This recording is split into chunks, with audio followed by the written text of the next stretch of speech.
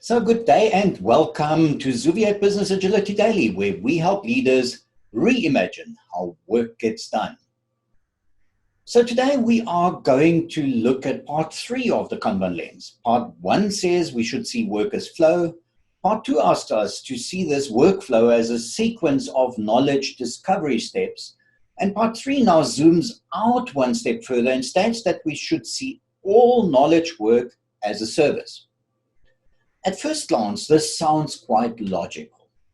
Most knowledge workers, after all, like auditors, architects, engineers, and many more, call what they do professional services. But on closer inspection, this does not really help us. So what do we define as a service in Kanban?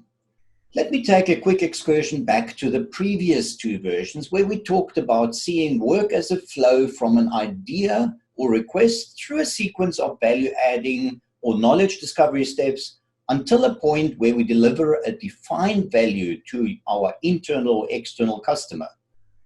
Each such distinct end-to-end workflow is what we call a service. But this does not really help to actually identify what these services are and what we are providing. And we regularly see people struggling with this concept of a service.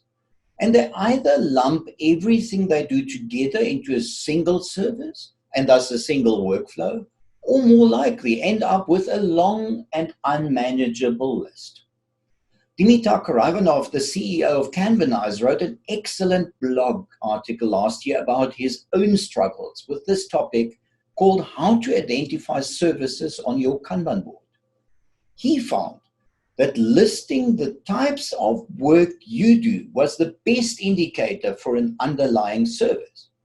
Examples would be any type of support incident for many customer teams, a sales quotation or an order process for a sales team, a case study, a blog, or an in-person event for a marketing team, and so on. Whilst this clarifies it a bit, our experience does show that most people still end up with quite a list.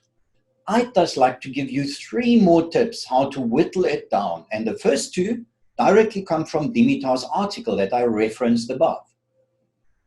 The first one is to take the customer view. What's an outcome that a customer, internal or external, would see as valuable, and ideally for an external customer, what would they be willing to pay for? Then try to define your service as such. For an HR department, this might, for example, be the provision of pre-qualified candidates for recruitment rather than a list of deliverables like CVs or aptitude tests. The second is to minimize handoffs. Can we combine bigger sequential chunks of work into fewer workflows with a defined input and output? Warning, this might mean that we have to redefine or organize some of our teams, and as such, it might not be as easy to do if this is not in your circle of control or influence, but the benefits can be substantial. And third, if workflows for multiple work types look similar, try and combine them into one. This, in our experience, is by far the best candidate for reducing the number of services. Service incidents, for example, might come from customers or be generated internally or even automatically. But eventually, they all follow virtually the same workflow and can be combined into one incident management service. Or take boarding a plane, for example. At first glance, priority boarding and standard boarding look different. But in the end, the underlying service is the boarding. But beware, not all examples will be as obvious. In the end, we have found that most teams will, however, probably end up with only 2 to 3 distinct services they provide. So the actionable tip for today is, do define all you do in a team as a small number of services. Not only does it tremendously help to map out and manage your workflows, but it also ensures that what you do ultimately provides value to your customer.